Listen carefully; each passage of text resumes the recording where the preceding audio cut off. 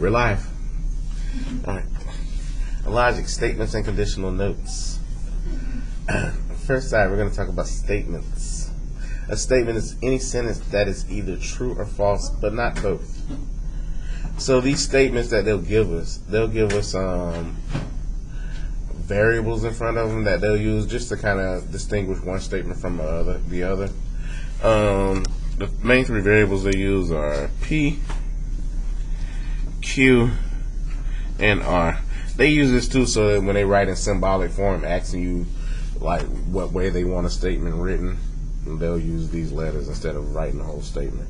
You'll understand it when we get to the bottom. A compound statement is two or more statements joined by the words and, or.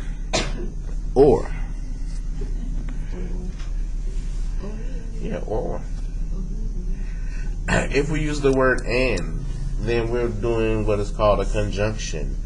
A conjunction is using the word and putting two statements together. It's for example, up here, and we're going to use this example all the way throughout.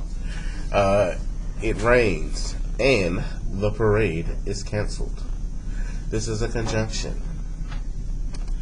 A disjunction is using the word or. It rains or the parade is canceled. Out to the right here, we have the symbolic form of what this will look like. So if they were to ask you to write a conjunction, they would write it like this on your paper. Like P, and then this is the symbol for and then Q. This is them saying make a conjunction with the statement P and Q. And then if they wanted you to write an or statement, they will use the symbol that goes down. This would be, say, make a statement between P or Q.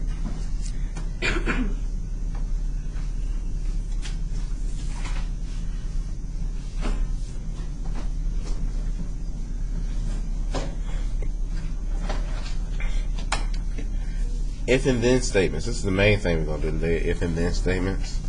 Compound statements of the form if, where your first statement is P, and then where your second statement is Q, where P and Q are your statements. Example, using the stuff we've already used. An if and then statement would be, if it rains, then the parade will be canceled. Symbolic form of the if and then statement would be this over here. P, and then you get your arrow pointing this way to Q.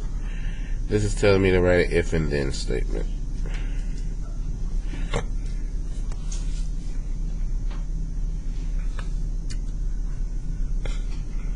Breaking down if and then. The hypothesis is the phrase immediately following the word if. So my hypothesis would be it rains. That'd be my statement P. The conclusion would be the phrase immediately following the word then, which is the parade will be canceled. So my hypothesis of this scenario would be it rains. The conclusion would be if it rains, then the parade will be canceled. Now this is what they're making me show you.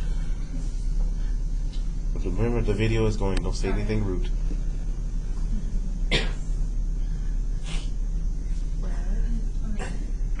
Thank you. This is so helpful. Thank you. I'm glad I could be of service. Alright. Create a compound statement out of the statements listed below. So these statements here, we got three of them. We got a P statement, a Q statement, and an R statement. And it's all based off this picture over here. I didn't do this last class, but I feel like I want to do it this class because it'll make some more sense. Please send out. What?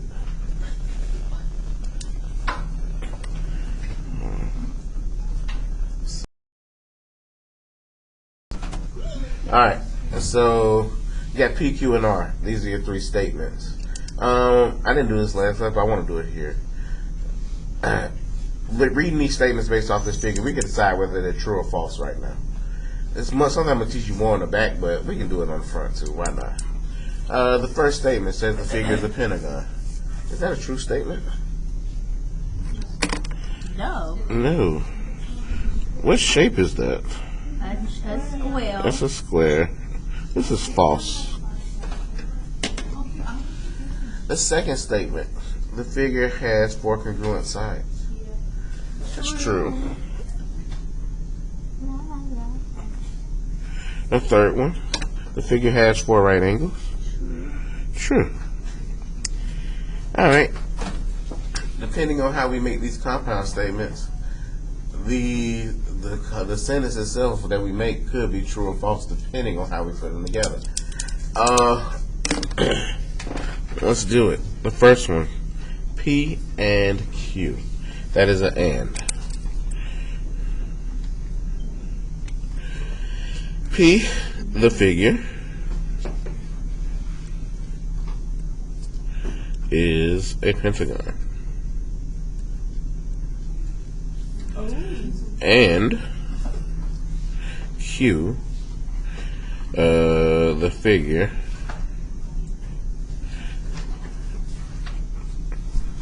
has 4 congruent sides. Oops. Oh, thank you. I don't want to zoom in too much. Let's move up. All I'm doing is taking 2 statements, putting them together, putting an and in the middle of them. You already have the statements on your paper, so. The question is, once we write that, though, is the statement true or false? Yeah, the statement is false. The fact that it said and, that means both things have to be true, and the first statement is false, so that makes the whole thing false. The whole compound is false. Did somebody just say what to that?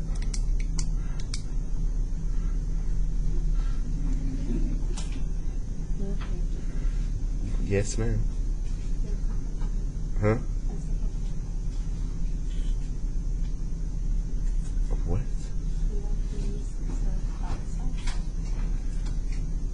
I don't know what you're saying. You're messing up my video. What are you saying? Oh, yes. Yes, ma'am. They're literally here. Yeah, well, they said P and Q. The next one says P or R.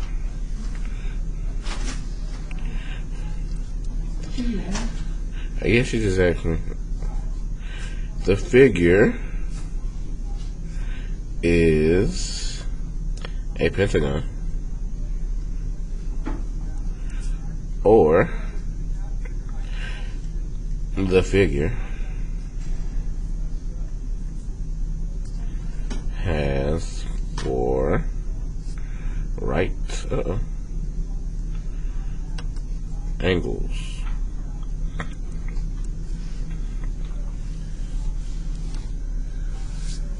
Is that a true or false statement?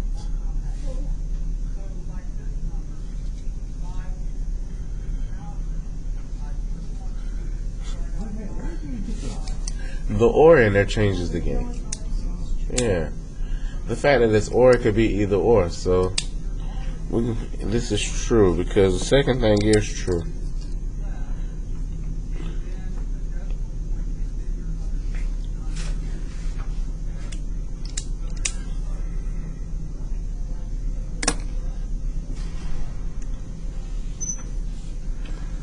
The last one we have to make is if then I can't say it correctly. Statement between Q and R.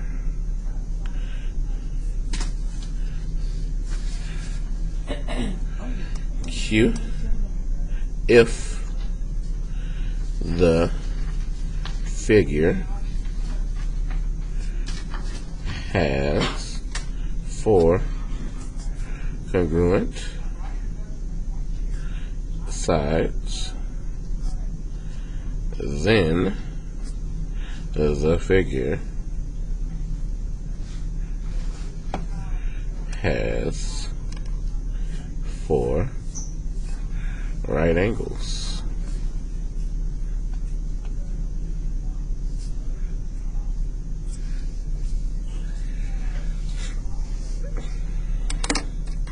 Obviously.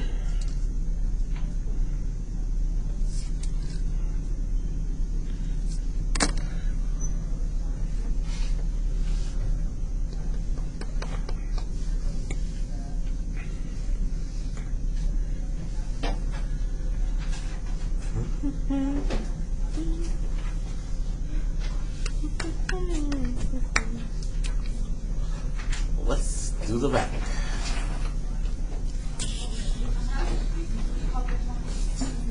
What's up, Bryce? Not now, Bryce.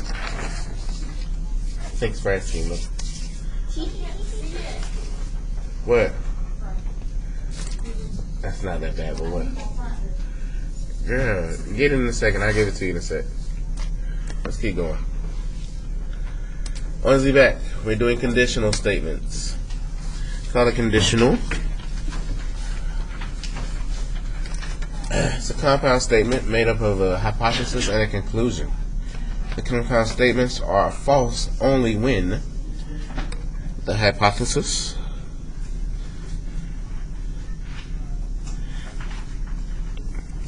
is true and the conclusion is false.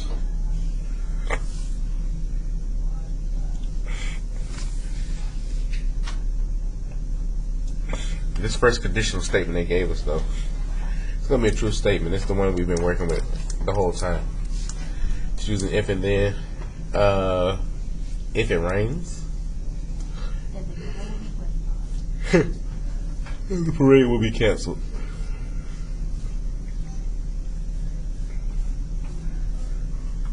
So there's 3 ways we're going to manipulate this conditional statement. The 3 ways are converse, inverse, and contrapositive. Before we do that, though, I want to talk about the negation. This is not a way to flip the statement. It's just helping us with one of the ways. Just understanding what to negate something means. I think y'all really already know, but I'll show you anyway. Negation. A negation is the opposite meaning of the original statement. So they give you an example of it out to the side here. If I was to negate this original statement, well, the 2 parts of it, part P, if I was to negate it, the original statement was it rains. The negation of that would be it does not rain. The original statement for Q was the parade will be canceled. The negation of Q would be the parade is not canceled. So this is me negating, doing the opposite. This piece, negation, is going to help us with the inverse one right here. It really should be, and when I redo these notes, because I will refine them, of course, at some point, since I first go with this, I'm going to put those 2 things together because they make sense together. And we're going to use negation in inverse. Alright, next thing.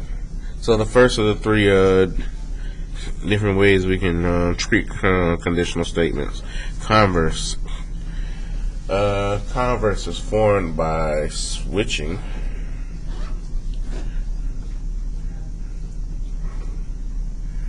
the hypothesis and the conclusion of a conditional statement.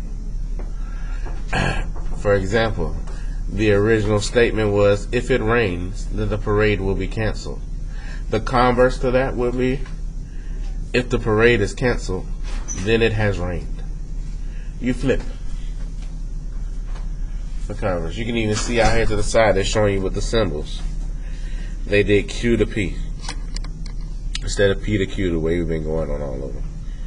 Converse will be flipping. You're going to put this You're going to flip the hypothesis and the conclusion. Once again, the original was, if it rains, the parade will be canceled. The converse to that would be, if the parade is canceled, then it has rained.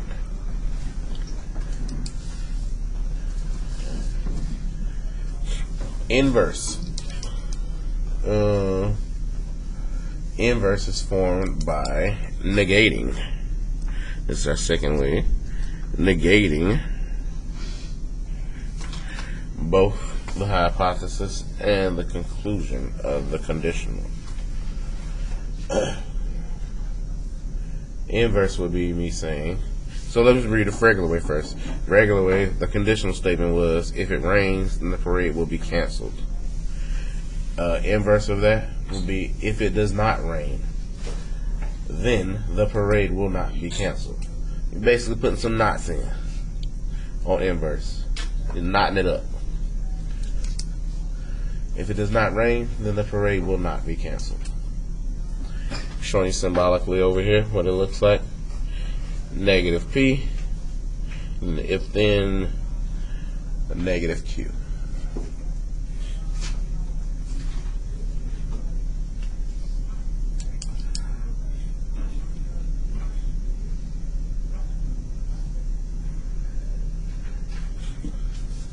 Last one, contrapositive. Contrapositive is a mix of both of the first two. You can even put it under here so to help you realize it. It's converse plus inverse. So contrapositive is formed by negating both the hypothesis and the conclusion and of the converse of the conditional, basically switching.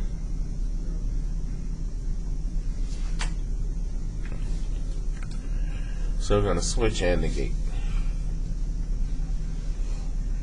We're going to do basically both of the first two things mixed together. The original statement was, if it rains, then the parade will be canceled. The contrapositive statement would be, if the parade is not canceled, then it does not rain. You flip and you knotted it up. You can see that in the symbolic form over here. They flipped and they negated.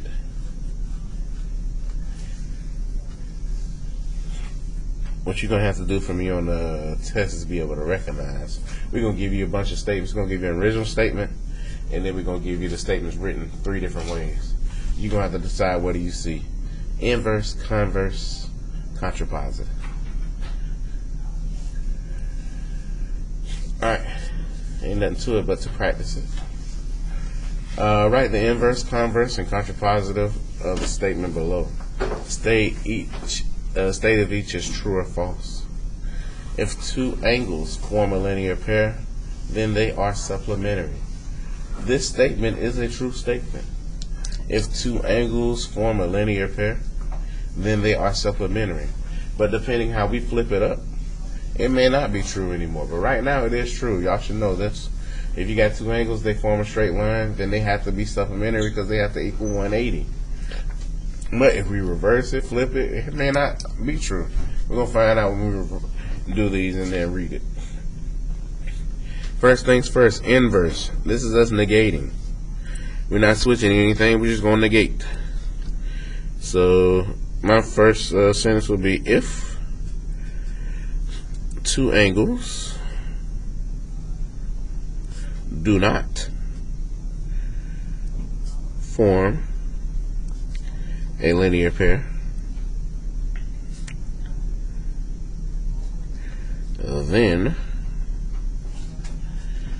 then they are not supplementary.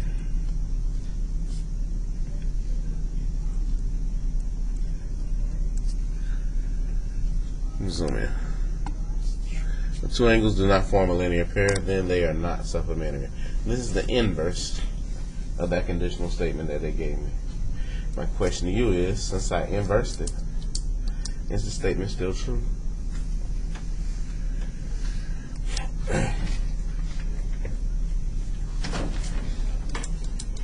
You have to explain if you're going to say yes or no. True or false? Is the statement still true? It says if two angles do not form a linear pair, then they are not supplementary. It's a true statement? What you saying, Jasmine? That's saying all y'all going with true. Okay. Well, kid in second period said it was false. I agree with him too. He gave a good reason for it too. You should know it yourself. I thought y'all had a reason.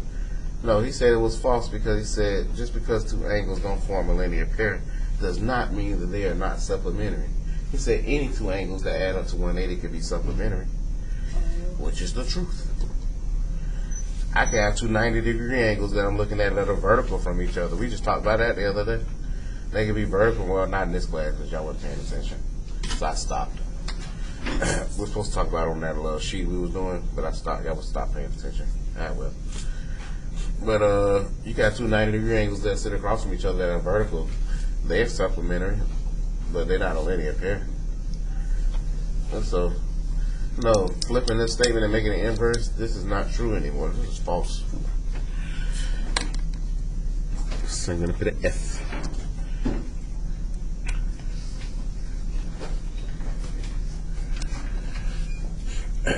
Converse. Converse is us just switching. We're not doing any knots or anything. We're just flipping the order of the hypotenuse and the hypothesis and the conclusion. So, I'm going to say if they are supplementary,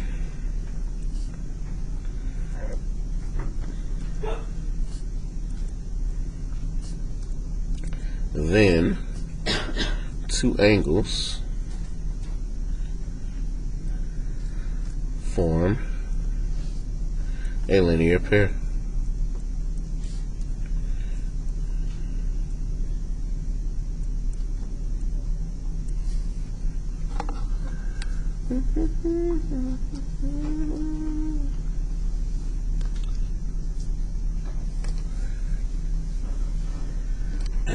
So this one says if they are supplementary, then two angles form a linear pair. We switched it. Is this a true statement still?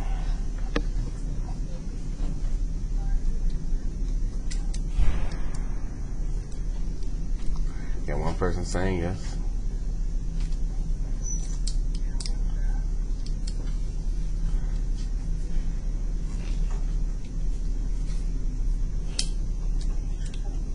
True or false, Ben?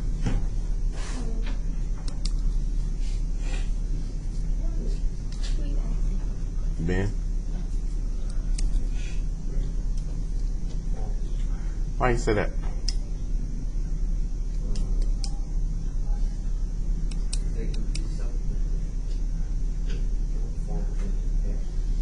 Exactly. This is like the kid last flat and you sit through your right to it. In the second period, he said the same thing. He was like, it's the same reason for the first one. It says if they are supplementary, then the two angles form a linear pair. Like Ben just said, just because they're supplementary doesn't mean they have to form a linear pair. So when you reverse it like this, it's going to be a false statement too. This is false.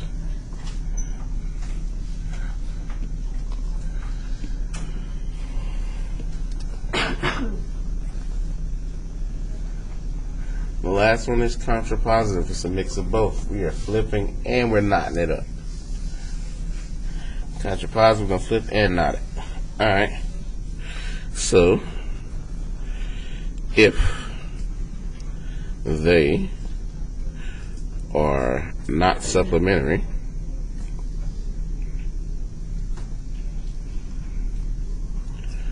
then two angles do not form a linear pair.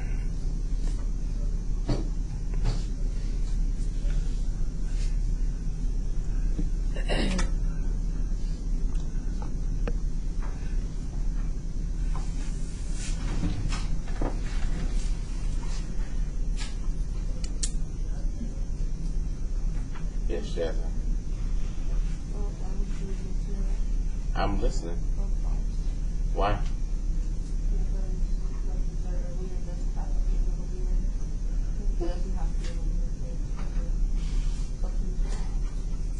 Anybody else got something? Dan, I'd like to hear what you got to say on this one.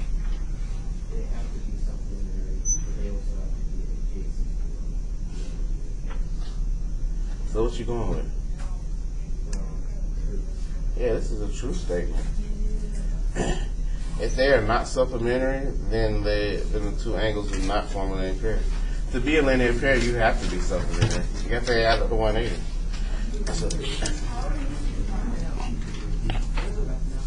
No, my video's still going.